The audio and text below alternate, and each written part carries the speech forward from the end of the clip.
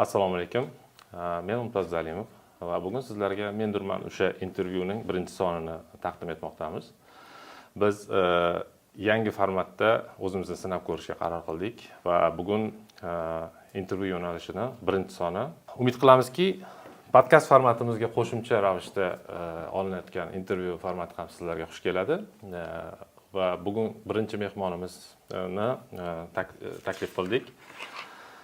Bugungi mehmonimiz Rustam No'monjonovich Toshov bilan aynan O'zbekistonda raqamlashtirish sohasida o'z hissalarini qo'shayotgan kompaniyalar mavzusida yoki shu raqamlashtirishning hozirgi mavjud muammolari haqida suhbatlashishga qaror qildik. Assalomu alaykum, xush kelibsiz.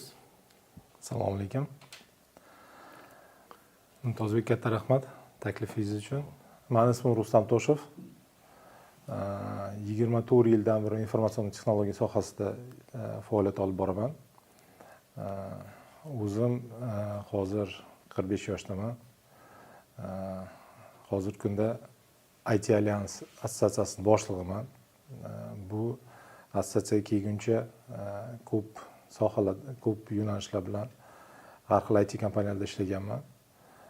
Asosiy ish faoliyatimni Samarqand viloyatida boshlaganman. Samarqand viloyatida informatsion texnologiya bilan shug'ullanuvchi TS Technology degan kompaniyadan boshlaganmiz. Keyinchalik bu kompaniyani Toshkent bozoriga olib kelishga muvaffaqiyat bo'lganmiz. Muvaffaqiyat bilan chiqqanmiz Toshkent bozoriga. Keyinchalik mana Qozog'istonda ish faoliyatini olib bordim. Katta bir vakolatxona boshlig'i bo'lib ishladik. Asta-sekinlik bilan O'zbekiston bozoriga Rossiya kompaniyalarining qiziqishi paydo bo'lgandan keyin Softline degan kompaniya O'zbekiston bozoriga kirib kelgandan keyin 2004-yil savdo direktori bo'lib taklif qilishdi meni. Shu kompaniyada 10 yildan oshiq faoliyat ko'rsatdim. Oxirgi 5 yil kompaniyani vakolatxonasi boshlig'i ham bo'lib ishladik. Keyinchalik esa agar bir 2 yil SAP kompaniyasi bilan birgalikda hamkorlik qildik. Hozirgi kunda Service guruh kompaniyalarining direktorlik kengashining raisiman va shu bilan birgalikda IT Alliance assotsiatsiyasining boshlig'iman. Rustam aka, shu kompaniyalarga asos solishingizga va shu kompaniyalarni rahbarlik qilishingizga albatta ichki motivatsiya, biror bir orzular olib kelgan va umumiy shu orzularga yetib kelish uchun, shunday sohada xizmat qilish uchun sizga nimalar turtki bo'lgan va iloji bo'lsa biroz yoshligingiz, bolaligingiz va shu davrlar haqida biroz gapirib bersangiz. Katta rahmat. Juda ham qiziqarli savol. Haqiqatan bir sohada 24 yil ishlash uchun qandaydir bir juda katta bir stержень va motivatsiya bo'lish kerak haqiqatan. Endi biz shu 2000-yillargacha Samarqandda o'qiganmiz. Samarqandda kooperativ institutni bitirganman. Shu kooperativ institutda o'qib yurgan paytlarimizda endi haqiqatan mana informatsion texnologiya darslari yaxshi olib borilardi. Keyin undan tashqari informatsion texnologiyaga qiziqish ancha kengayib borayotgan bir paytlar edi. Endi 2000-yilga kelgandan keyin biz mana institutlarni bitirib nima deydi, mana shu mehnat bozoriga kirib kelganimizda juda qiziq voqealar bo'lgan. Ya'ni tanlov asosida ishga olish asta-sekinlik paydo bo'lgan paytlari biz endi iqtisodchi bo'lganligimiz uchun har xil yo'nalishlarga o'zimizni sinab ko'rganmiz. Taqdir taqozosi bilan mana shu IT kompaniyasiga именно iqtisodiy tomondan mutaxassis kerak bo'lganligi uchun shu tanlovdan o'tib turib, именно o'zimiz mana shunday baxtliman shu narsani bir baxtimiz tushib turib shu kompaniyaga o'tib qolganman. Ya'ni qandaydir внутренний his-tuyg'ular bilan birgalikda shu taqdir menimcha shu narsani bizda to'g'ri yo'naltirib mana shu sohaga tushib qolganman aslida. Endi bu kompaniyalarni rivojlanishida o'zimizning hissamizga keladigan bo'lsa agar, endi haqiqatan mana shu 2000-yillarda biz IT kompaniya bo'la turib, asosan olib sotish bilan shug'ullanardik. Ya'ni bizning savdo anonlarimiz bo'lardi, savdo ofislarimiz bo'lardi. Shu savdo ofislarda masalan printer, kompyuter, boshqa tashqarilarni sotishga harakat qilardik. Bu payti aytishnik degan so'z bo'lardi. Aytishnik deganda hammasini yoppasiga tushunilardi. To'g'ri. Hozirgi kunda juda katta diversifikatsiya bo'lib ketdi. O'sha payti biz shu narsalarni asta-sekin bilan sotib, endi asosiy bizni menimcha yutug'imiz biz shu ko'proq sotishga harakat qilganmiz, ko'proq tashkilotlarni shu narsaga o'rgatishga harakat qilganmiz, shuni hisobiga kengayib katta bo'lganmiz. Keyinchalik esa agar mana bu уже международный kompaniyalar bilan ishlaganda, естественно biz mana shu международный kompaniyalarni optini, ya'ni tajribasini O'zbekistonga maksimal ravishda qo'ndirganimiz deb hisoblayman. Shu hisobiga rivojlanish yaxshi bo'lgan. Ya'ni bir qaysidir ma'noda masalan softline oladigan bo'lsak agar biza именно softverniy направленияda pioner bo'lganligimiz uchun menimcha O'zbekiston bozoriga katta hissamizni qo'shganmiz. Suhbatimiz avvalida bir iqtibosni keltirmoqchi edim. Antoine de Saint-Exupéry aytganidek, agar siz kema qurmoqchi bo'lsangiz, odamlarni chaqirishingiz, ularga asbob anjomlar berishingiz, ishni taqsimlashingiz emas, ularga cheksiz dengiz orzusini yuqtirishingiz kerak. Shunda ular kemani o'zlari quradilar deb aytgan ekan va bu iqtibosni bugungi suhbatimizda o'rni juda katta. Bugungi suhbatimizni raqamlashtirish orzusi deb atadik. Albatta yoshlikda hech kim yoshi katta bo'lganda raqamlashtiraman deb orzu qilmaydi. Lekin shunday orzular borki, u bizni shunday yo'llarga olib keladi va bu siz bizni ishlayotgan sohamizda, ya'ni IT sohasiga sizni olib kelgan soha. Shuning uchun o'zingizni yoshlikdagi, bolalikdagi orzularingiz haqida biroz to'xtalib o'tsangiz. Endi juda yaxshi savol haqiqatan. Yoshlikka qaytadigan bo'lsak agar bu juda ham emotsiyalar bilan, boyagi sizga anonlar bilan, taassurotlar bilan bog'liq bo'ladi. Men yoshlikda juda bir yaxshi bir quruvchi bo'lish niyat qilganman haqiqatan. Arxitekturno-строительный institut bo'lardi. Shu yerga tayyorgarlik ko'rganman aslida. Shu yerga o'qishga kiraman deb niyat qilib, yaratuvchanlik qobiliyatim bo'lganligi uchun shu yaxshi bino inshootlarni yarataman deb o'ylaganman. Shu orzular bilan haqiqatan uyda ham masalan qandaydir bir ishlar bo'ladigan bo'lsa, hammasi menga yuklatilgandi. Shuning uchun men shu narsa bilan yashaganman. Ma'lum vaqt o'tgandan keyin odam o'ziga yarasha bir hisob-kitob bilan xulosa qilar ekan. Mana shu biza shu paytga kelganda, где-то 90-yillar o'rtalarida bu narsaga e'tibor, ehtiyoj bo'lmaganligi uchun, susayib ketganligi uchun immunitet iqtisodiy sohaga o'tib ketganman. Shu orzu haligacha bor. Endi xudo xolasa balkim kelajakda ma'lum bir mablag' to'plangandan keyin balkim bironta bir o'ziga yarasha bir chiroyli bir narsalarni yaratishga imkoniyat paydo bo'ladi deb o'ylayman kelgusida. Rahmat, tushunarli. Rustam aka, o'z kompaniyangizga asos solishga qanaqa turtkilar bo'lgan va qanday muammolarga duch kelgansiz? Shularga ham bir to'xtalib o'tsak. Demak, hozirgi kunda boya aytgandek guruh kompaniyalarni direktor kengashi raisiman. Bu Servisu kompaniyasi haqida gap ketyapti. Servisu kompaniyasiga biz 2012-yil asos solganmiz. O'sha paytlar men Servisu kompaniyasini ochganimizda men o'sha payt Softline kompaniyasining rahbari bo'lib ishlaganman. Parallelni shu narsaga ehtiyoj bo'lgan. Ehtiyojim qaysi ma'noda? Ya'ni bizga kompaniya bozorda juda ham raqobat kuchayib borgan sari nima deydi? Bir bizni qo'llab-quvvatlovchi tashkilotlarga nima deydi? Ehtiyoj bo'lgan. Ya'ni bu konkurentniy, как говорится, kompaniya bo'lishi kerak bo'lgan. Shu paytda biz Softline kompaniyasi rahbariyati bilan birgalikda muhokama qilib turyapti. Kompaniyada dachirniy предприятие ochib qo'yganmiz.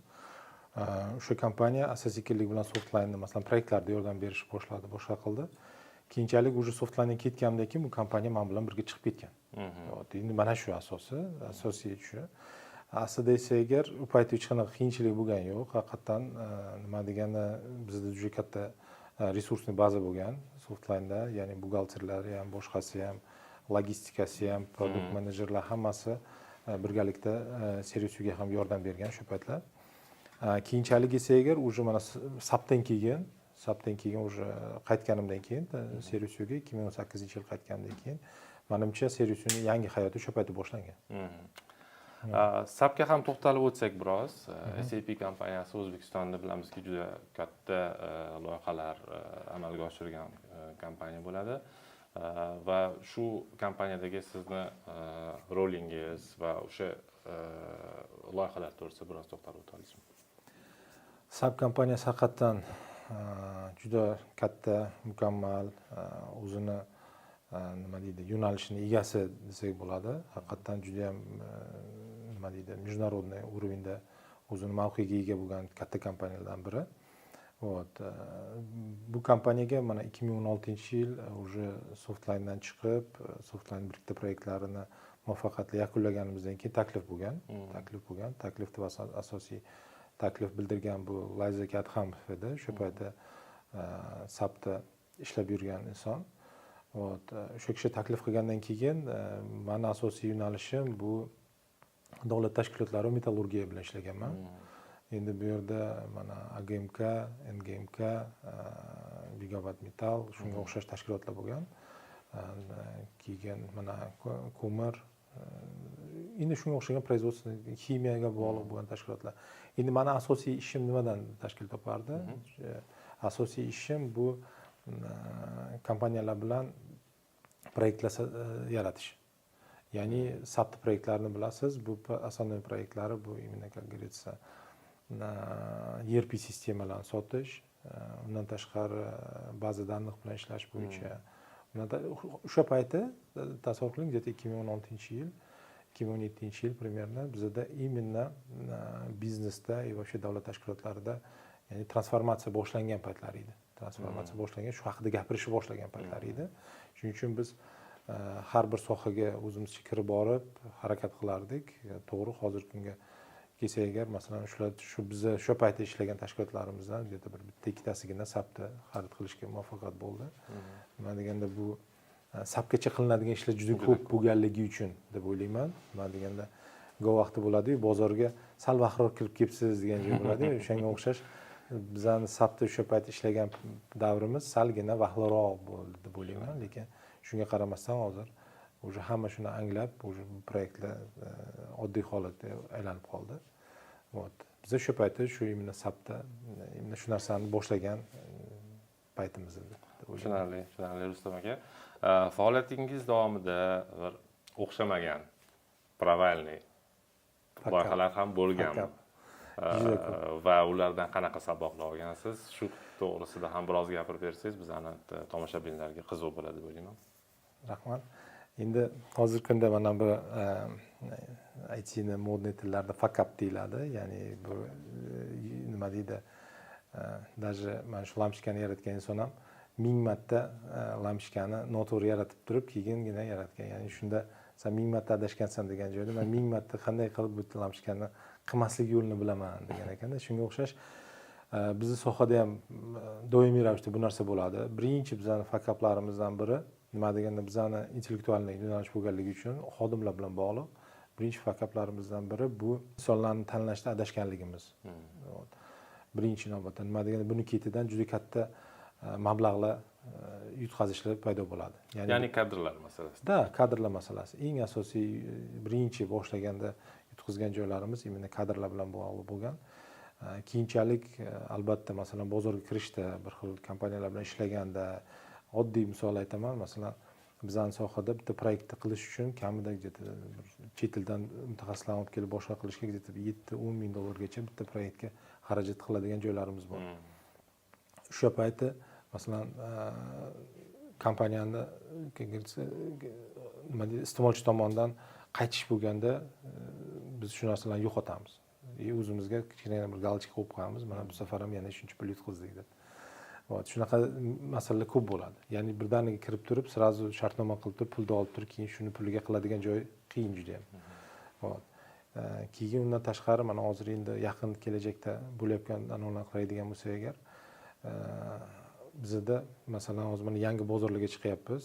Servisio guruh kompaniyalari bilan birgalikda masalan Qozog'istonga chiqqanimizda ham, yani Qozog'istonga o'tgan yili chiqqan bo'lsak agar, где-то mart oyida уже biz komandani rasformировать qilib, уже boshqa komanda tuzishga majbur bo'ldik. Nimaga deganda, u kompaniya bilan boshlagan ishlarimiz boshqasi amalga oshmay qo'ydi.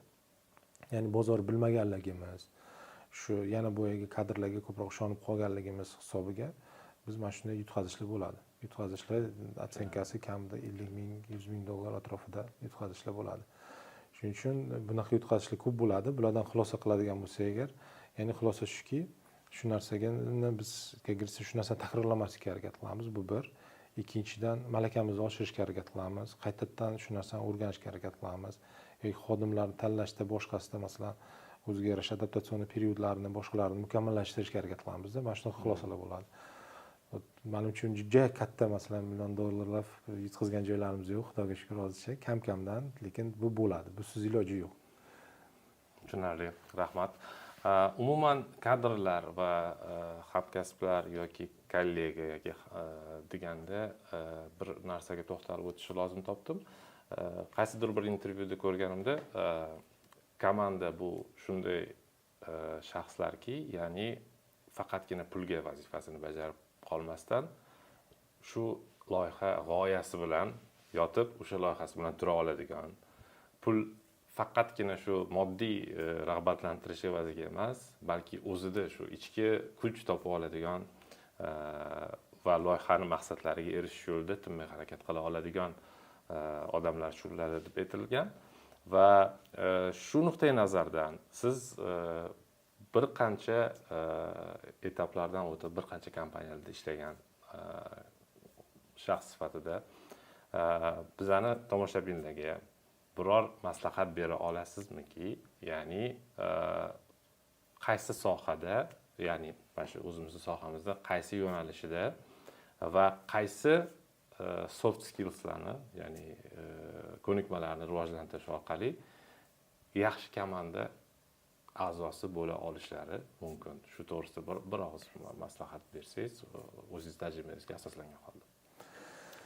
Endi rahmat, juda ham bir fundamental savol. Haqiqatan bironta maslahatni berishdan oldin, endi bizning yoshimiz, bizning opitimizdan kelib chiqqan holda gohida bizni berayotgan maslahatlarimiz, как говорится, как элемент для действия bo'lib ketadi-da. Shuning uchun masalan ishor bilan maslahat berganda, lekin shunga qaramasdan hozir o'zim bir joyga yig'ib turib fikrimni aytmoqchiman shu narsani. Endi avvalambor insonlarni birinchi navbatda bir narsa ishni boshlashdan oldin niyati to'g'ri bo'lishi kerak. Ya'ni niyat qilgandan keyin niyatga yarasha Allohdan bir sabr so'rash kerak-da. Mana shu narsada biz shu narsalarni hisobga olmagan paytlarimiz yutqazishimizda ko'p bo'lgan. Shuning uchun endi masalan bir inson bo'lib turib bir daraxt ekadigan bo'lsak ham so'raymiz sotyapganda, ko'chat sotyapganda, bu nima daraxt, o'rik, qanaqa o'rik, katta o'rik. Bo'ldi, shu bilan ekamiz. Ya'ni sabr qilib turib, uni asta-sekinlik bilan gul berib, boshqa qilib meva bergandan keyingina bilamiz uni. Shuning uchun birinchi navbatda hisob-kitobni to'g'ri qilib, niyatni to'g'ri qilib, komandani masalan biz tanlaganda oldin естественно, как говорится, tanish bilish bilan boshqasi bilan xulosa qilib turib, mana shu inson yaxshi insonning bolasi degan joylarini ham hisobga olib turib komanda qilardi. Keyinchalik esa agar bizada yo'llanma psixologlarimiz ham bo'lgan. Yo'llanma psixologlarning funksiyasi, ya'ni masalan birinchi suhbatni o'tkazish, ya'ni faqat HR emas, ya'ni psixolog ham suhbatni o'tkazib, qanchalik shu inson, shu komanda a'zosi bizga to'g'ri keladi. Shuni hisobini ham chiqargan paytlarimiz bo'lgan. Shuni hisobini chiqargan holda biz ya'ni rashyot bilan odamlarni olganmiz. Rashyot bilan olib turib, ya'ni shu insonlar bilan ma'lum vaqt oralig'ida ishlab ko'rib, keyinchalik o'zimizni ko'proq o'zimga ochib berib turib, boyagi siz aytgan komanda shakliga kelishib boshlaganmiz. Bu aytmoqchimanki, естественно, отбор degan narsa bor. Ya'ni masalan maktabga bolalarni bersak ham, masalan mana 1-2 sinf, 3 sinfda hammasi bir xil bo'ladi. 4-sinfga qarasalar ham o'sha gruppироваться qilib oladi bolalar. Qaysi biri liderligi, qaysi biri hammasi bir естественно отбор. Shu narsalarni ham hisob-kitob qilish mumkin komanda miqyosida.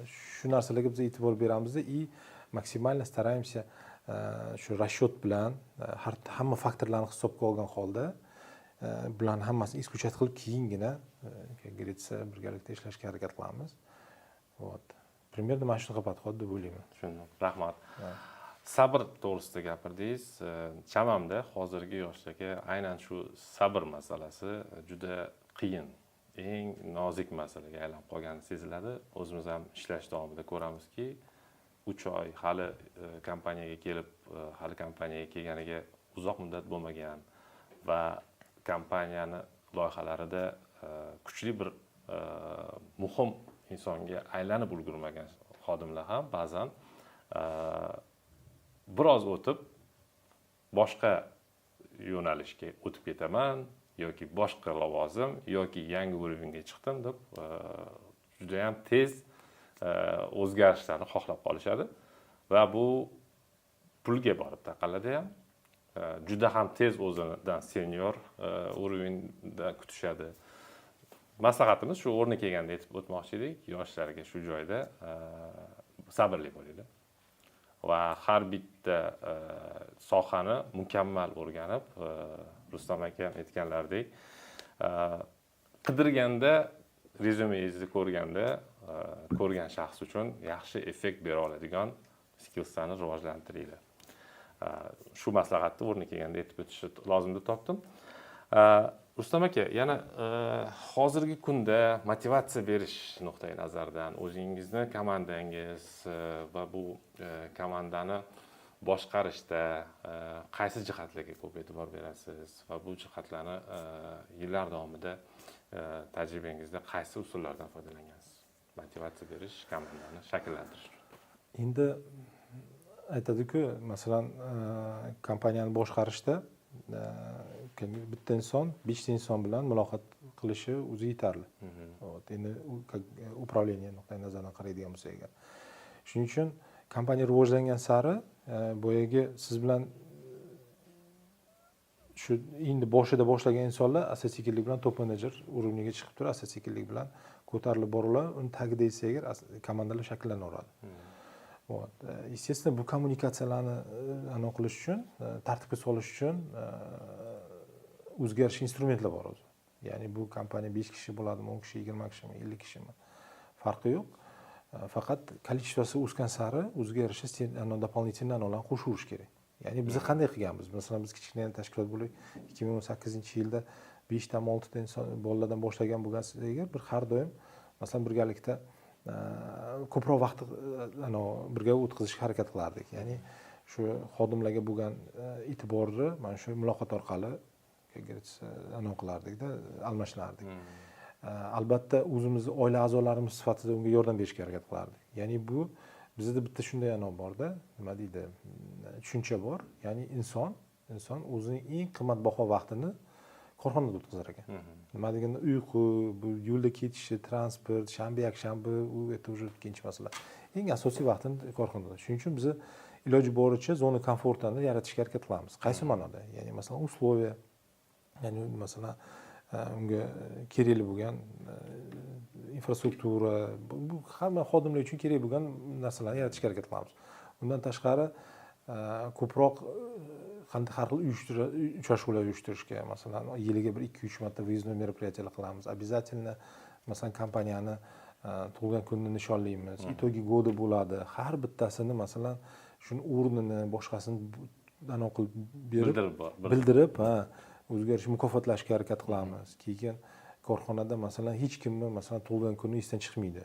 Ya'ni bu ichari asosiy funksiyasi.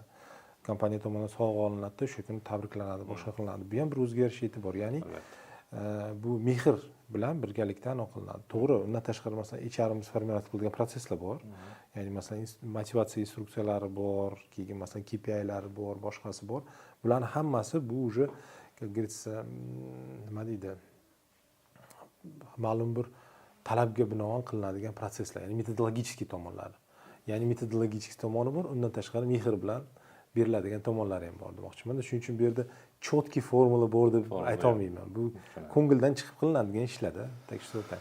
Tushunarli. Rustam aka, endi professional faoliyatingizga ham to'xtalib o'tsak va IT Alliance haqida biroz gapirib bersangiz, uni faoliyati nimalardan iborat va hozirda mavjud muammolari haqida gapirib bersangiz. Rahmat. Haqiqatan hozirgi kunda mana 2 yildan 2 yil desak bo'ladi. 2 yildan beri juda mukammal shug'ullanyapmiz shu soha bilan. Ya'ni bu IT Alyans bu dasturiy vositalarni ishlab chiqaruvchilar, sotuvchilar, shular bilan bog'liq bo'lgan assotsiatsiya. Assotsiatsiyani endi shaklini aytadigan bo'lsak, bu assotsiatsiya bu korxona tashkilotlarining uyg'unligi. Nodavlat tashkiloti. Bunga kelishimizning asosiy sababi biza mana shu IT bozorda men 24 yildan beri ishlayotgan bo'lsam agar, shu bozorda bizda tarqoqlik bor. O'ziga yarasha tarqoqligi bor. Bir ishni boshlaydigan bo'lsa, boshqa qiladigan bo'lsa, maslahatlashadigan bir korxona topish qiyin bo'lardi vaqtida. Keyinchalik esa agar bu nimaga olib keldi? Har bir tashkilotlar o'zi rivojlanib, o'zi aniq qilishga harakat qildi-yu, endi bu yerda biznesni oladigan bo'lsa agar, informatsion texnologiya bozori biznesini o'ziga yarasha rivojlanib, Krylovdan osib bor, lebit shu kerak deydi. Shunga o'xshash hammasi har tomonlama rivojlanishni boshladi. Biz ham xuddi shunday rivojlanishni boshladik. Ma'lum vaqtda bizga maslahat kerak bo'ldi. Maslahat oladigan bo'lsak, tanish bilishga boramiz bo'ldi. Ya'ni bir ochiq bir tashkilot topa olmadik. Ya'ni bir o'ziga yarasha analitik danalari bo'lgan boshqa. Shuning uchun biz shu narsani o'zimizga maqsad qilib qo'ydikki, shu narsani biz yechishimiz kerak. Bu narsani yechish uchun avvalambor biz boshqa bozorlarni o'rganishga harakat qildik. Bir Ambit degan assotsiatsiya bo'lardi. O'zbek-kitayskiy торговый дом Qoshda ochilgan. Shular bilan birgalikda biz 2015-yil Amerikaga bordik. Amerikaga borganda mana shu hamma katta yirik tashkilotlarni borib ko'rdik. Ularda bo'layotgan faoliyat nimaga asoslangan, qanday qilib rivojlanyapti. Ya'ni masalan katta vuzlarni borib ko'rdik, mana Stanfordlarni borib ko'rdik. Undan keyin mana Hindistonga bordik. Men Estoniyaga borib keldim, Ukrainaga, Rossiyani endi juda katta mukammal qilib o'rganishga harakat qildik. O'zimizning qo'shni bozorlar mana Qozog'iston, xuddi shunday Qirg'izistonlarni ko'rib keldik. Xulosa shu bo'ldiki, ya'ni davlat bor, davlatning o'zining yarasha siyosati bor. Ya'ni masalan davlat sifatida masalan o'zining bir yo'nalishi bor.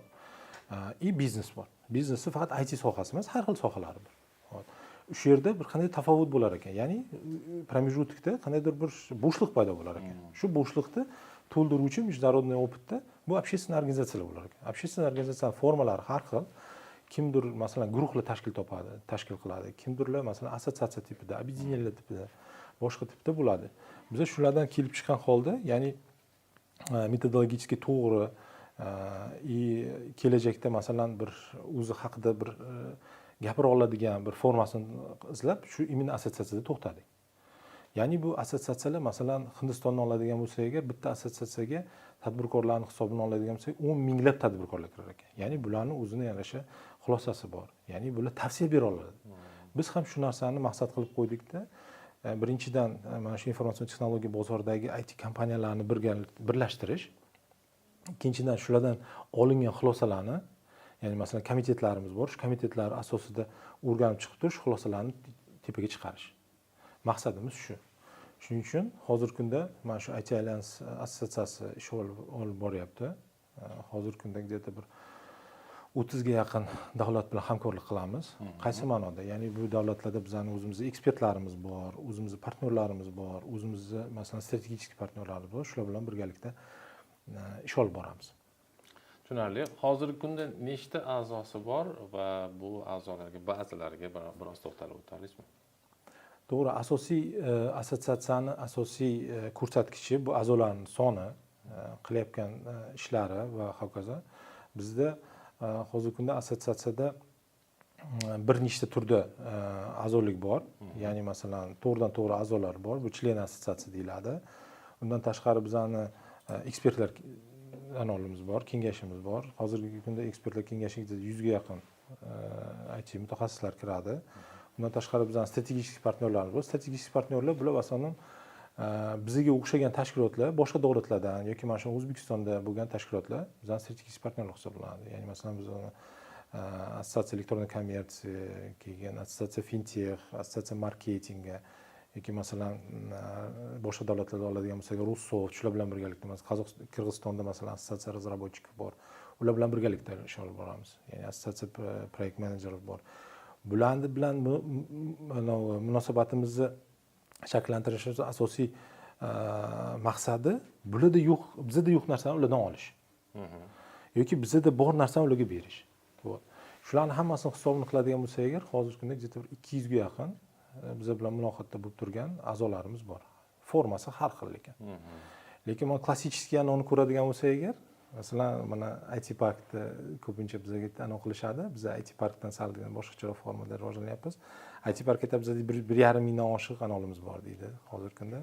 Yoki masalan Центр информационной безопасности qoshida ham anosi bor, как говорится. Ularda esa 100 ga yaqin. Bizaniki kamroq. Bizaniki bir 25 larga yaqin to'g'ridan-to'g'ri a'zolarimiz bor. Bularni muammosi boshqacha bo'lganligi uchun bular a'zolikka kiradi. Ya'ni bularga biz shu asosiy bozorga kirishdan boshlab, именно, как говорится, iste'molchilarni to'g'ri berishgacha bo'lgan yo'lda maksimal yordam qilishga harakat qilamiz. Tushunarli, rahmat. Assotsiatsiya faoliyatida hozir duch kelayotgan muammolar to'g'risida biroz to'xtalib o'tsangiz va umuman raqamlashtirish sohasida mavjud muammolar nimadan iborat hozirgi kunda O'zbekistonda va ularni yechimlari nimada deb hisoblaysiz? Endi hamma o'zini anosidan gapiradi-yu, sasay kolokolya deydi-ku. Shunga o'xshash bizning asosiy muammolar nimadan? Bizning asosiy muammolarimiz shundaki, bizga mablag' yetishmaydi. Nima deganda общественный organizatsiya bo'lganligi uchun bunda xodimlarni sodержанияsi, keyin masalan biron bir proyektlarni qilganda hammasida pul kerak. Bizda tijoriy bir daromad manbayimiz yo'q. Bizani tanlagan yo'limizda imni shunaqa vaziyat hozir. Masalan biz katta мероприятияларni o'tkazib, qandaydir nominatsiyalarni qilishga yetib borganimiz yo'q hali. U yerda sponsorlar, boshqalar ko'payib ketadi.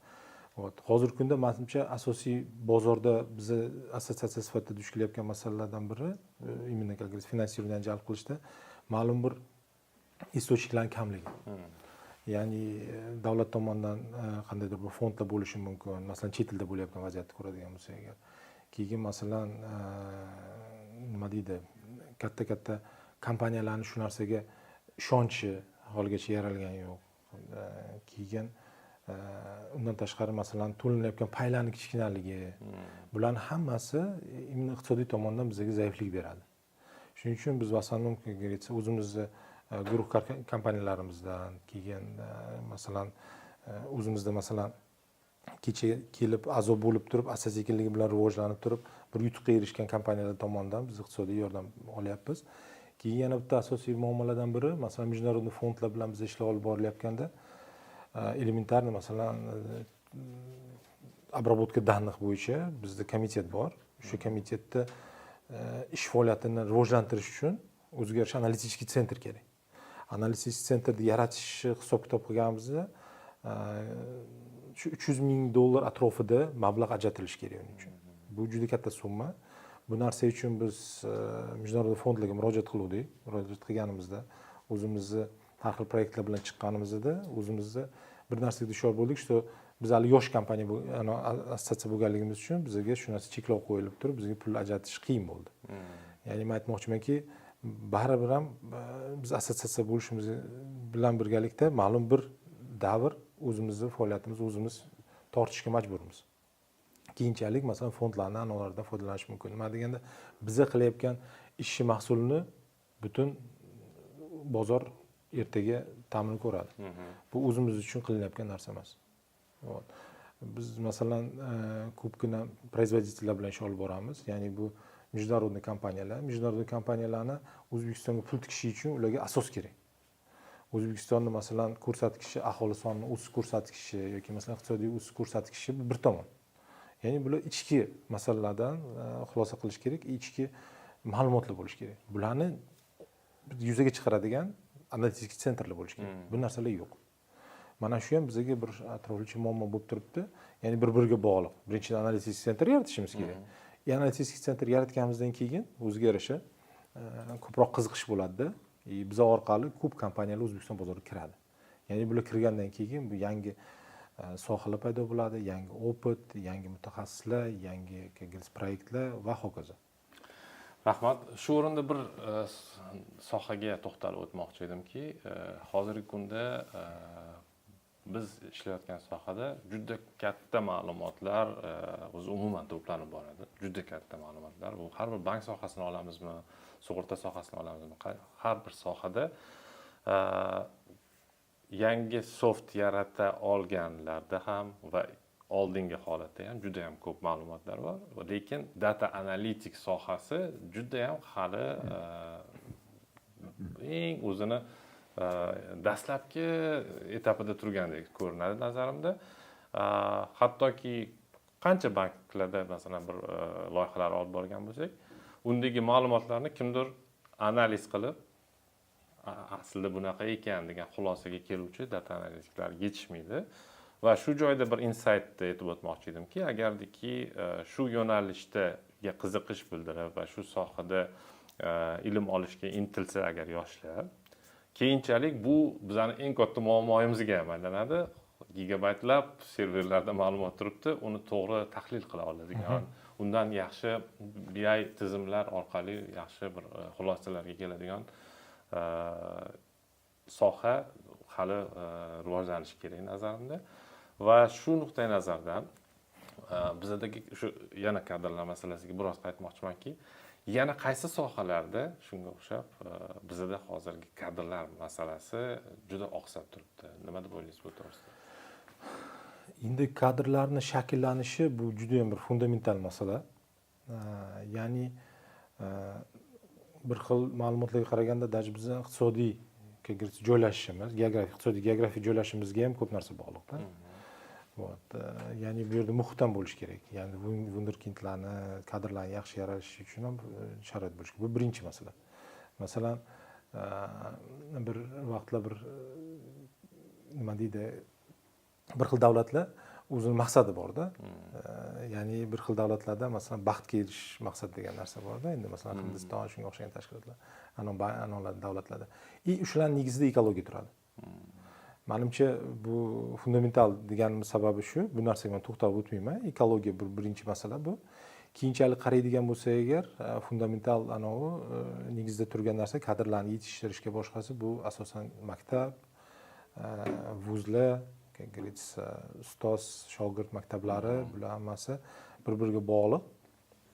Endi masalan biz mana bozorga kirib kelgan kadrlarni hisobga oladigan bo'lsak agar, bozorga kirib kelayotgan kadrlarni sifatini belgilovchi narsa bu bozorda bo'layotgan raqobat. Menimcha bizning bozorda to'g'ri raqobat paydo bo'lyapti, boshqa bo'lyapti, lekin bizda baribir ham qanday desa bo'ladi? Fundamental masalalarni yecha ola olmayapti hozirgi kunda bizning tashkilotlar. Biz vasannom chetdan kelgan bilan ekspertlarni malakasidan foydalanyapmiz. Ya'ni bu qaysidir ma'noda podavlять ham qiladi, qaysidir ma'noda imkoniyat ham yaratadi biz uchun. Endi bu yerda ko'p tomonlama, har tomonlama faktorlar ko'p, lekin menimcha baribir ham endi asosiy qilib qaraydigan bo'lsak agar, buni oshirishi asosiy imkoniyati bu davlat tomonidan yurgizilayotgan siyosatga ko'p narsa bog'liq. Ya'ni oldin qaraydigan bo'lsak agar, mana 2016-yilgacha endi bu ko'p ma'lumotlar berilgan, bizning o'zimizda ham mana xulosamiz bor. Bir 70 ga yaqin vuz bo'lgan bo'lsa, hozirgacha bir 200 ga yaqin vuz registratsiyadan o'tib turish faoliyatini olib boryapti. Shunda masalan davlat vuzlarini soni shunchalik qolyapti-da, masalan, hammasi kommersiya vuzlar bo'lyapti. Endi bular sifatiga keladigan bo'lsak agar, sifati juda ham past. Endi masalan hozirgi mana kechagi Teslada o'rtacha ball 60 ball atrofida bo'ldimi? Bu ham o'ziga yarasha xulosada, ya'ni bir 10 yil o'qigan bolalar sifatsiz o'qidi desak ham bo'ladi. DTM masalan davlat test markazi testlarni og'ir qildi degan xulosa emasda bu. Shuning uchun bu narsalarning hammasida vaqt asosiy yechim bo'ladi deb o'ylayman. Nima deganda mana davlatimiz rahbari tomonidan mana shu narsa katta urg'u berilib, 3 barobar vuzlarning soni oshgani bu juda katta yutuq. To'g'ri, bulardan sifat masalan varonka deymiz-ku. Varonkadan 10% tashab bersa ham, bir 15-20 ta yangi haqiqatan sifatli juda ham bir mukammal vuzlar paydo bo'ldi desak bo'ladi. Bularda o'qiyotgan mutaxassislar ham ertaga mana bu 10 yil bazasi bo'lmagan taqdirda ham, yaxshi bazasi bo'lmaganda bu yerda tiklab olish imkoniyati bo'ladi deyman. Nima aytmoqchimanki, bu narsalarga ishonch bilan, to'g'ri ko'z bilan qarash kerak. Bu evolyutsiya bo'ladi. Evolyutsiyasiz hech ham iloji yo'q. Shuning uchun menimcha hozirgi kadrlarni yetishmasligi, mana shu malakali kadrlarning kamligi mana shu vaqt oralig'ida yechiladi deb o'ylayman. Nima deganda bu davlat qattiq siyosat ushlab turibdi. Shu siyosatni mahsuli bo'lib turib, menimcha bir 2, 3 yil, 4 yil, 5 yil ichida bu narsalarga qandaydir ijobiy o'zgarish bo'ladi deb o'ylayman. Rahmat. Yana bir masalaga to'xtalib o'tmoqchi edim. Hozirda aytganingizdek, o'qishga kirish masalasi yengilroq deb ko'rinadi biz uchun. Masalan, 1-avgust kuni juda katta haqiqatda stress holatida va o'sha kuni mobil telefonlar o'chirilardi, shaharda xuddi bir harbiy bir положение qo'yilgandek o'zimiz qilardik va bir dona shansimiz bo'lardi. O'sha yili kira olmasak, keyingi yilga qolardik. Haqiqatda aytib o'tilgandek, hozir bu o'qishga kirish masalasi va umuman oliy ta'lim maskanlarini ko'payishi juda katta imkoniyatlar yaratadi. Bu yog'iga faqat shu yoshlarni tirishqoqligi, ilm olishga qiziqishi va harakatida qoladi hammaga. O'zingiz hozirgi kunda shuncha faoliyat ko'rsatganingiz davomida yana qaysi manbalardan foydalanib o'zingiz ustingizda ishlaysiz, muttasil biror o'rganish, biror ko'nikmalarni olishda davom etasiz? Shu haqida ham biroz gapirib bersangiz. Yaxshi bir anonlarni eslatdingiz. Men shu eslayapman.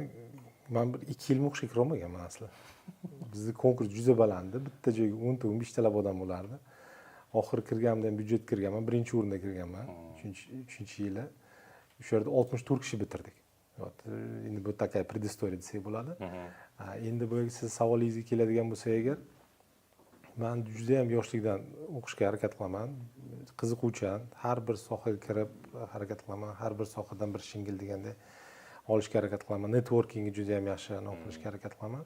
Endi bizani ijobiy aytmoqchi bo'lgan narsam shuki, baribir muloqotda bo'lish kerak. Erkak kishi bo'lgandan keyin oila rahbari bo'lib, bir как говорится, sotsiumning bir qismi bo'lganligi uchun har doim muloqotda bo'lish kerak. Shuning uchun men harakat qilaman yaxshi insonlar bilan ko'proq muloqotda bo'lishga. Hozir bir narsani ham, ideyani ham aytib o'taman. Shu ideyani biz yaqinda realizatsiyasini boshlaymiz. Hozir kunda oladigan bo'lsa agar, bizning korxonada bibliotekamiz bor. Именно, как говорится, elektronniy biblioteka emas, tverdiy anonda, переплетdagi biblioteka. Shu bibliotekada kamida 100 dan oshiq kitoblarimiz bor.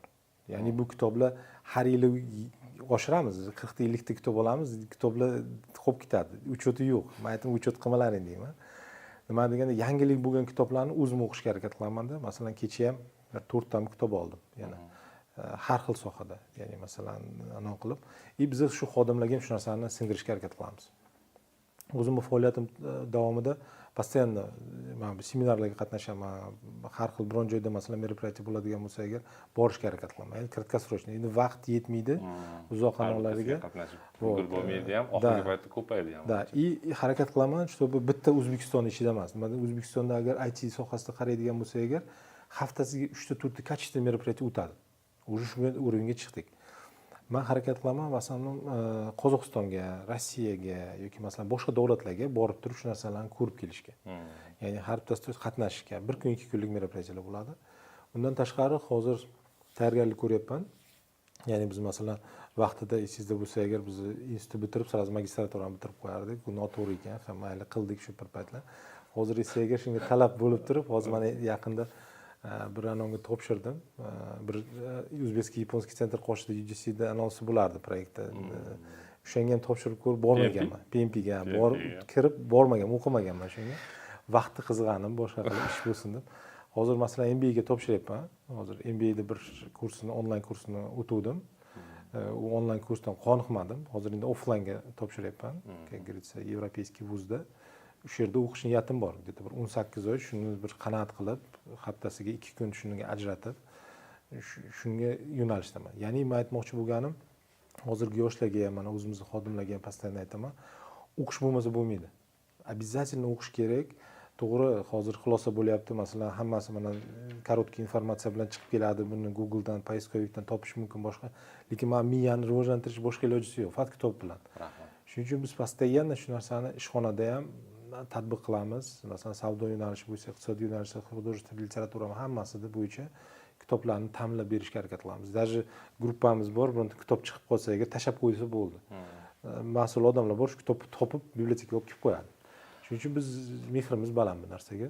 Rustam aka, shu fursatdan foydalanib, shu shaxsiy kutubxonangizga yoki shaxsiy yoki kompaniya kutubxonasiga bitta kichkinagina tuhfamiz bor edi. Yuliya Xadartsevani "Про деньги" kitobini sizlarga tuhfa qilmoqchiman. Balkim bu o'zingizga biror bir naf olasiz yoki bir kutubxonangizda o'zini o'rnini topadi deb o'ylayman. Katta rahmat. Siz hozir aytib o'tilgan g'oyalarda bir fikr keldiki, yoshlarda hozir ozgina klipovoy мышление degan narsa bor. Long read, ya'ni uzoq o'qilishi kerak bo'lgan narsaga sabr bardoshi yetmaydi. Bir narsani, bir fanni, bir yo'nalishni o'rganish uchun ham aslida mohiyatan olib qaraydigan bo'lsak uzoq vaqt ketadi, lekin yoshlarda shu yo'q, shu sabr. Va uzoq o'qiladigan narsa emas, qisqa kliplarga o'rganib qolingan Instagram, YouTube, Reels'lar, bular hammasi faqatgina qisqagina formatga o'tib qolgan. Va men bu narsani o'zimning bolalarimga ham o'rgatishga harakat qilaman. Uzoq bir narsani o'rganish uchun ozgina sabr bardosh kerak deb hisoblayman. Keling, hozir yana faoliyatingizga qaytamiz. Bu IT Alyans hozirgi kunda ko'plab kompaniyalarni o'zida birlashtirib va ular bilan muttasil ishlab bormoqda ekan, komitetlar ishlab turgan ekan. Umuman jamoatni hozirgi kunda sohani rivojlanishidagi roli haqida biroz gaplashsak, bu qanchalik hozirgi kunda muhim sizning nazaringizda? Avvalambor bu IT sohasi o'zi mana ruscha qilib aytgan trendoviy sohada. Ya'ni har bitta odam masalan sovchi kelsa ham farzandingiz qayerda ishlaysiz, IT desa bo'ldi, biz problem berib yuboradi-da. Shunga o'xshash hozir shunaqa soha bo'lib qoldi.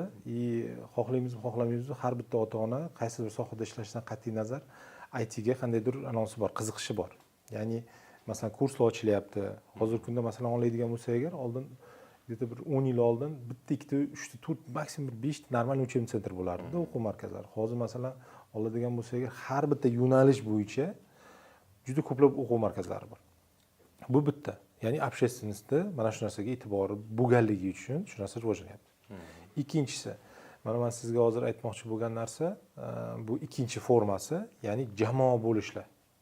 Ya'ni masalan hozirgi kunda O'zbekistonda juda ham ko'p biznes klublar paydo bo'lyapti. Biznes klublarning har bittasida IT ni qandaydir bir shingili bor. Qaysisini qarashdan qat'iy nazar. Nima deganda biznes klubda 4 ta biznesmen yig'ilyapti-da, gapiradigan gapi oxir-oqibat masalan men avtomatizatsiya qildim degan joyi bor. Ya'ni biznesim rivojlanishiga avtomatizatsiya yordam berdi degan joyi bor. Shunaqa biznes klublar ko'payapti. Oldin masalan bitta, ikkita biznes klub bo'lardi. Hozirgi kunda masalan o'nlab, lideruющий 20 ga yaqin уже yaxshi biznes klublar bor O'zbekistonda. Masalan, международный biznes qiladigan bo'lsa, любой o'zini hurmat qiladigan biznesmen kamida 4 ta biznes klubda a'zo bo'lishi kerak. Paradoks, lekin bor. Shulardan bittasi sportivniy bo'lishi mumkin, bittasi boshqa, lekin ikkitasi baribir ekonomik potensialni rivojlantiruvchi biznes klublar bo'ladi. Ya'ni bu ham jamoa. Ya'ni hozirgi kunda masalan Alisher Isayev masalan Milliard klubini shakllantirdilar. Keyin masalan Sergelyanchiy masalan Yard klubi bor. Keyin mana Alyans biznes klub bor. Yaxshi insonlar bular bilan, как говорится, biz ham zavodchini yaxshi muloqotdamiz. Undan tashqari masalan klubni boshqacha formati, ya'ni infrastruktura bilan birgalikda shakllangan, masalan Ground Zero bor. Bu ham bir klub. Shuni a'zolari shuni o'ziga причастный ekanligini bildiradi.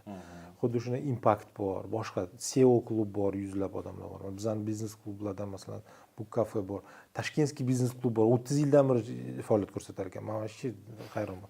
Men bir ikki marta taklif qilishdi, juda maza qilib o'tirdik. Haqiqatan 30 yillik backgroundi bor, katta yaxshi такой состоявшийся insonlar. Bular hammasi общественность. Biz ham masalan IT Alyans qoshida hozir IT klub tashkil qilish masalasini qo'yganmiz, shu narsaga boryapmiz. Ya'ni busiz ana bo'lmaydi. Men aytmoqchi bo'lgan narsa, jamoat qanday qarayapti IT rivojlanishiga deganda mana shularni yaralishining hisobiga shu savolga javob deb o'ylayman. Nima deganda bu, как говорится, biz masalan sotovый operator, sotovый связьda rivojlanganimizda ma'lum bir paytda masalan 4G nimi 3G ni qo'yib yuborgan joyimiz ham bo'lgan O'zbekiston. Xuddi shunday bizda evolyutsiya немножко такой, как говорится, kaskadniy metod bilan, lekin salgina bir ikkita narsalarni qo'yib yuborib turib ham rivojlanish imkoniyati bor. Shuning uchun men aytmoqchimanki, jamoatni IT ga bo'lgan munosabati, IT ga bo'lgan e'tibori ijobiy juda ham. Bu narsalarni mana oxirgi 3 yildan ko'ryapmiz. Bu narsa hozir masalan, как говорится, sinxronni viloyatlarga ham o'tyapti. Ya'ni bizga o'zi takliflar bor, IT assotsiatsiyani filiallarini viloyatlarda ham ochish. Ya'ni birgalikda, bitta o'zimiz emas, masalan, marketing assotsiatsiyasi, elektron kommersiya bilan birgalikda masalan infrastruktura yaratib beramiz, shu narsani qilinglar deyotgan joyi ham bor. Nima deganda Toshkentdan tashqari Samarqand bor, Farg'ona bor, masalan boshqa viloyatlar bor, Xorazm bor. U yerda ham shu narsaga e'tibor, shu narsaga anov bor. Nima deganda ular o'zbek kontentni ko'radi-da baribir. Ko'radi, lekin shu yerda Toshkentda. Shuning uchun bu narsaga e'tibor juda ham katta. Menimcha bu juda ham ijobiy e'tibor demoqchiman-da. Imенно общественностьda IT ga bo'lgan e'tibori juda baland. Tushunarli. Bu mavzuda suhbatlashish davomida hozir bir qancha marta to'xtalib o'tganingiz, ya'ni rejalar to'g'risida gapirdingiz. 5 yillik va 10 yillik rejalaringiz to'g'risida gapirib bersangiz va bu kompaniyaning rejalari bilan uzviy bog'liq, uni maqsadlari bilan uzviy bog'liq albatta. Bularga bir to'xtalib o'tib. Juda yaxshi savol, rahmat. Biz mana shu 8-yil servisga kelgandan keyin, qaytib kelganimdan keyin bir 2-3 yil ishladik. Haqiqatan bir sarosimaga tushib qolganday bo'lar ekan odam. Nima deganda birinchidan shaxsiy biznes bu. Asosan yo'llanma bo'lib ishlaganmiz. O'shanda 20-yilda 19-yilda oxiri, 20-yilda boshida biz o'zimizga maqsad qilib qo'ydik, что baribir bir xulosa qilib olaylik, qani qayerga ketyapmiz, nima qilmoqchimiz. Shunda bir konsultantlarni taklif qildik. Ulug'bek aka, Kompus kompaniyasi rahbari. Shu bilan 2 oy o'tirdik, ya'ni maqsadni aniqlash uchun. Ya'ni maqsadimiz nima? Asosiy berilgan urg'u meni o'zimning shaxsiy maqsadim kelib taqaldi. Shu maqsaddan kelib chiqqan holda biz niyatimizni to'g'rilab oldik. O'sha Ulug'bek aka bilan ish olib borgandan keyin yaqin 5 yillikdagi maqsadimizni aniqlab oldik. Kelgusida men o'zimning maqsadimni ham yaqin 50 yilgacha maqsadimni o'zim chiza olishga harakat qildim. Endi ularga to'xtaladigan bo'lsak, endi asosiy kompaniya bilan bog'liq bo'lgan maqsad bo'ladigan bo'lsak, asosiy maqsadimiz biz transnasional kompaniya yaratish. Hozirgi kunda уже biz международный уровеньga chiqdik. Международный уровеньga chiqish asosiy bir talablardan biri kamida 3 ta davlatda o'zini vakolatxonasiga ega bo'lish. Hozirgi kunda O'zbekiston, Qozog'iston, Rossiyada vakolatxonamiz bor. Ish olib boryapmiz. Bu maqsadlarimizdan bittasi. Kelgusida, естественно, sifrovoy an'ana bor. Nima deydi, son jihatdan, ya'ni masalan xodimlarni o'sirish sohasi jihatdan yoki masalan оборот sohasida, как говорится, o'zimizning maqsadlarimiz bor. Bularga biz asta-sekinlik bilan erishib olyapmiz. Endi bularni hammasi boyaga aytganimdek, negizida odamning o'zining shaxsiy tabiati, o'zining shaxsiy mana yoshligidan kelib chiqib formatsiya qilgan narsalar turar ekanda menimcha. Shuning uchun shundan kelib chiqqan holda biz kelgusida masalan assotsiatsiya bilan bog'liq maqsadlarimiz ham bor. Ya'ni assotsiatsiyaning asosiy maqsadi mana bu yilga oladigan maqsadimiz o'zi mana shu to'g'ridan to'g'ri chilen assotsiatsiyalarni, ya'ni a'zolarini 100 ga yaqin yetkazish. Masalan, ishlayotgan davlatlarimizning sonini masalan 30 dedik, 30 ga yetib oldik o'zi.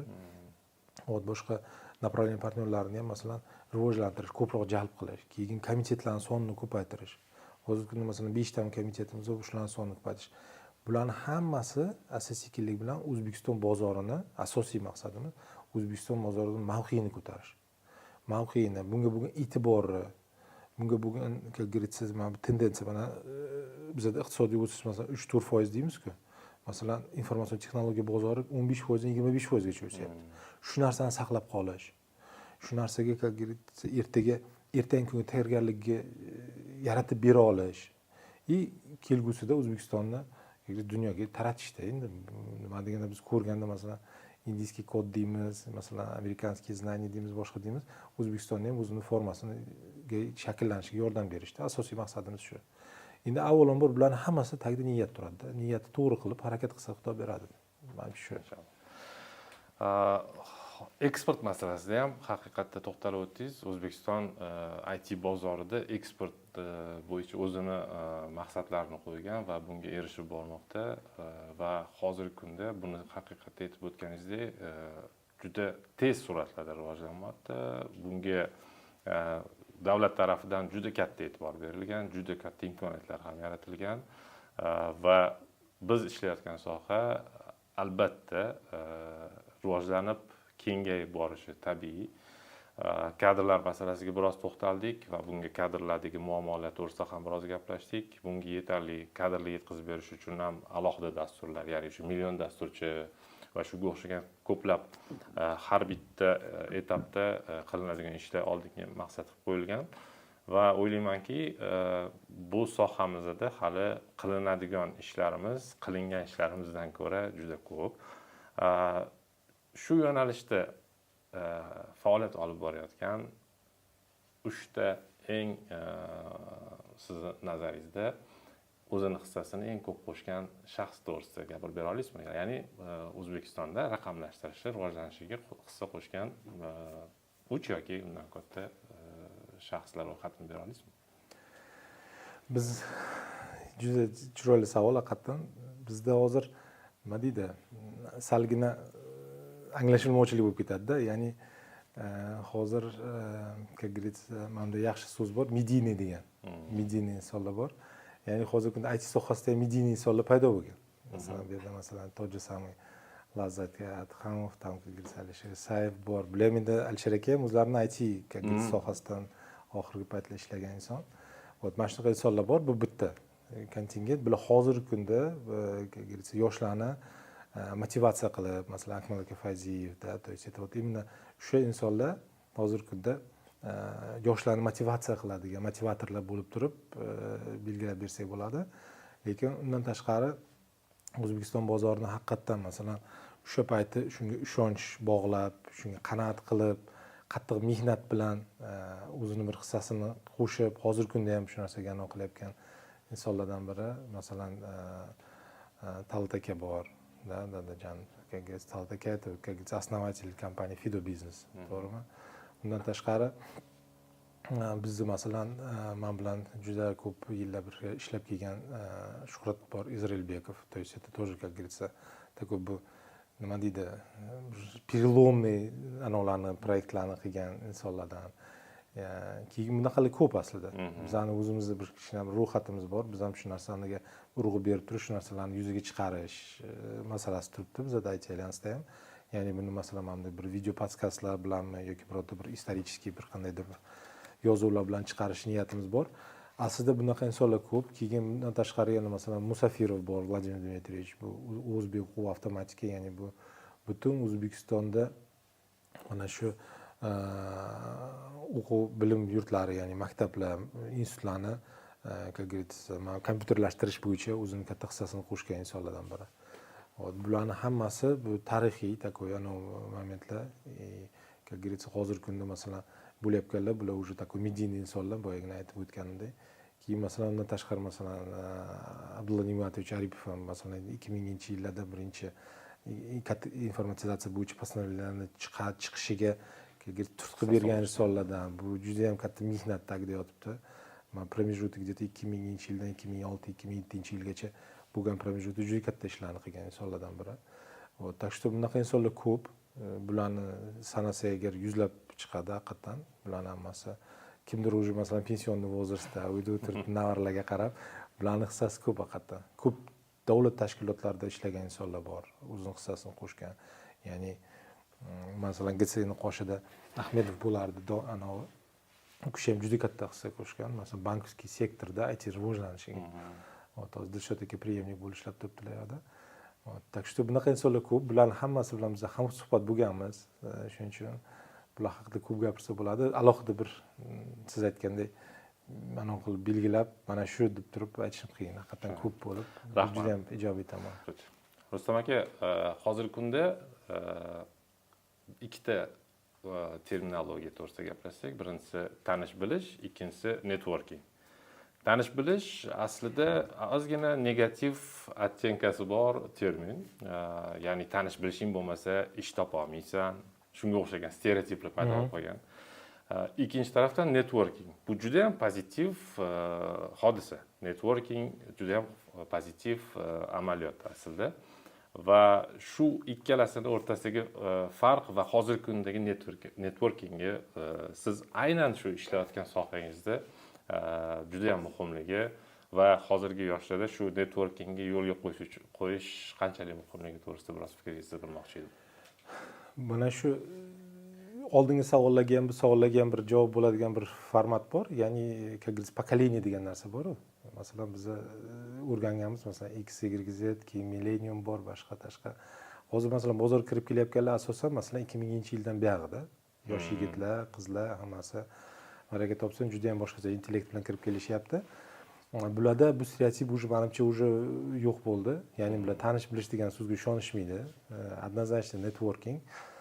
Men bu narsani to'g'ri qabul qilaman, qo'llab-quvvatlayman bu masalada. Albatta, как говорится, har bitta yosh o'zi bir определенный, как говорится, ma'lum vaqtdan keyin o'zini atrofida insonlarni yig'ib boshqa qilib turib bir qanday desa bo'ladi, bir pog'onadan pog'onaga o'tib bir maqsadga erishish imkoniyati paydo bo'lgan zamonga keldik. Haqiqatan masalan men oladigan bo'lsangiz agar mana shu telefonni o'zida kamida bir 3000 dan oshiq kontakt bor. 3000 dan oshiq kontakt bu ishda slesar ham bor, boshqa ham bor, biznes kontaktlar ham bor. Bularni har bittasini gruppirovать qilishga harakat qilganman, boshqa qilganman. Mana shu faoliyat davomida paydo bo'lgan insonlar. Ya'ni buning uchun hozirgi kunda networking uchun imенно juda katta imkoniyat bor. Ya'ni bironta odamni izlasangiz agar sotsial setini topib turib to'g'ridan-to'g'ri muloqot qilish imkoniyatingiz bor. Shuning uchun bu tanish bilishchilik bular hammasi asta-sekinlik bilan qisqarib boryapti. Bu O'zbekiston sharoitida masalan aziyatskiy davlatlarda hamma joyda bor. Bu ham bir formasi, lekin menimcha уже networking ichiga kirib ketdi desak ham bo'ladi bu narsani. Bu narsadan qo'rqish kerak emas. Nima deganda hozir bironta joyga borsangiz agar to'g'ri ming zo'r ishda ishlayotgan bo'lsa ham bir martaga nimani bilasan degan savol bo'ladi. Nima deganda ertaga har bitta rahbar shu olib kelgan insonidan o'ziga yarasha effekt bo'lmasa agar bundan to'g'ridan-to'g'ri osongina voz kechish imkoniyati paydo bo'ldi. Ya'ni buni to'g'ri tushunyapti insonlar. Shuning uchun men aytmoqchi bo'lgan narsa bu yoshlarni anosini ongini sindirmasdan tanish bilishchilikni chetga olib qo'yib turib networkingda katta imkoniyat bor degan xulosani qilishimiz kerak. Ya'ni общественность в любом случае, как говорится, o'ziga yarasha ijobiy tomonini ko'rsatib bera oladi. Mani taklif anolim nima deydi, tavsiyam deydimi, yoshlarga ko'proq muloqotda bo'lish kerak. Ko'proq muloqotda bo'lish kerak, sotsial setlarda ham, boshqasida ham. Именно качественный muloqotda. Ya'ni bo'lmas narsalarni pastit qilmasdan o'ziga yarasha masalan o'rganish kerak. Boya siz ham aytdingiz, korotkий anollar deb turib, hozir YouTube ham уже длинныйga o'tyapti. Bu уже format qochdi. Odamlar tushunyapti, что вот это все, как говорится, effekt bermayapti. Уже katta anollarga chiqishdi. Xuddi shunday mana hozir biz siz bilan suhbatlashib turganimiz ham kamida 1 soatlik kontent bo'ladi. Prosmotrlarni qaraydigan bo'lsa agar, в основном, как говорится, yoshlar shu narsani aniq qiladi. Men aytmoqchi bo'lganim shu networking juda ham yaxshi imkoniyat. Bu narsadan foydalanish kerak. Bu ijobiy, boyaga narsani chetlashtirib qo'ysak ham bo'ladi sekinlik bilan tanish bilishchilikka. Foyda bermaydi tanish bilishchilik demoqchiman. Soft skillslarga to'xtalib o'tsak, hozirgi kunda hard skillslardan ko'ra soft skillslar ham juda ham muhim va har bir yerda ham buni o'rgatib o'rishmaydi. Ko'p universitet dasturida ham soft skillslar deyarli yo'q. Lekin ish faoliyatida bu juda ham muhim. Ya'ni kommunikatsiya qilish, hattoki bahslashish ko'nikmalari ham va bir o'zini fikrini to'liq chiroyli ravon so'zlab bera olish imkoniyati ham bu juda rivojlanishi kerak bo'lgan sohalar. Sizni fikringizcha bu soft skillslarni rivojlantirish uchun nimalar qilish kerak? Endi aslida soft skillslar hammasi oilada shakllanadi. Ya'ni bu yerda ota-onalarga aytmoqchi bo'lgan narsam asosan erkinlik berish kerak, imkoniyat berish kerak farzandlarga. Bizani oldin masalan yaratgan tartiblarimiz hammasi uydagi masalan ko'chaga to'g'ri kelmaydi deganda bu narsalar sal eskirib boryapti. Yangidan qarash ko'rish kerak vaziyatga. Yoshlarga keladigan bo'lsa agar, oilada formatsiya qildi desa agar, masalan oilada shu narsa yaxshi rivojlangan bo'lsa, farzandlar nazarda bu narsa bo'ladi. Lekin bu narsa yo'q, oilalarda bo'ladigan bo'lsa agar, yoshlarga aytmoqchi bo'lgan narsam ko'proq muloqot qilish kerak. muloqotdan qo'rqmaslik kerak. Har xil masalan meropриятиялар bor, qatnashish kerak, borish kerak, izlanish kerak. Mana seminarlar bor, hammasi tekin. Bunday olib qaraydigan bo'lsak, sohani tanlab oldimmi, ketaveradi. Любой sohada, masalan, hozir bizda gostinitsalar ko'payib ketdi, hammasida imkoniyat bor. Hammasiga borish kerak, muloqot qilish kerak. Odam yaxshi postlarni yaratish kerak, gapirish kerak. Biron fikr bo'lsa agar, bundan qo'rqmaslik kerak. Birovga qarab yashash bu ikkinchi o'tgan zaman. Hech kim hech kimga qaramaydi, o'ziga yarasha, как говорится, fikrlar bo'lsa agar bildirib, shu narsalardan xulosa olishga harakat qilish kerak. Muloqotsiz soft skilllarni rivojlantirish juda qiyin. Keyinchalik esa agar определенный sohalar bo'yicha o'zi naviklarni rivojlantirish mumkin. Kimdir bloger bo'lib ketyapti, kimdir masalan yaxshi mutaxassis bo'lyapti, kimdir yaxshi takliflarni kirityapti. Yosh anavilardan ham, insonlardan ham yaxshi fikrlar chiqyapti. Bularni ko'rib, monitoring qilib, o'ziga yarasha xulosa qiladigan insonlar ham kam emas. Shu menimcha muhitni yaratish insonning o'zini qo'lida menimcha. Bunga moyil odamlar bo'ladi, masalan, nima deydi, flegmatiklar bor, keyin melanxoliklar bor, temperamentlar bor, bularni o'zgartirish imkoniyati bor. Bu относительный narsa. Bu masalan har bitta chorak ichida aylanishi mumkin. Qaysisida moyillik bo'lsa, shu narsaga iltilo olish kerak. Albatta, keyin bu narsalarga asosiy nima deydi, yaxshi insonlarning etagini tutishga o'rganish kerak. Shu inson yetallab boradi. Adashmaslik kerak. Ustoz tanlashda adashmasa agar, xudo xohlasa soft skilllarni ham yaxshi rivojlantirish imkoniyati bor. Rahmat Rustam aka. Hozir suhbatimiz yakuniga yetib bormoqda va sizdan bir bugungi suhbatimizga asosiy messages, ya'ni bitta fikrni o'rtaga tashlab, shu bilan bir xulosa qilsak, bugungi suhbatimizga so'z sizga. Da, O'zbek katta rahmat.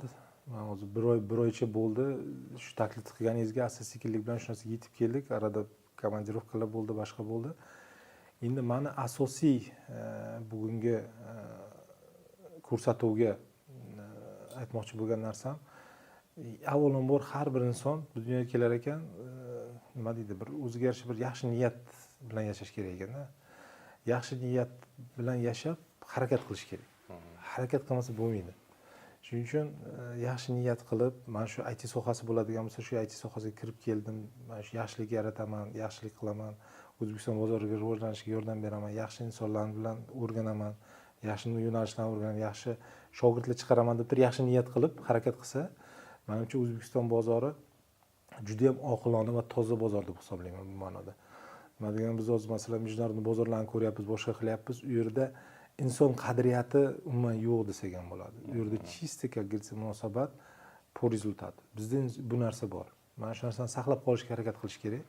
Shuning uchun hech qachon bu menga foyda keltiradi, bo'ldi, boshqasi bilan ishim yo'q degan bir односторонний fikrdan qochinglar demoqchiman. Asosiy bugun mana imkoniyatdan foydalanib shu narsani aytmoqchimanki, niyatni to'g'ri qilib turib harakat qilish kerak. Imkoniyatlar juda ham katta.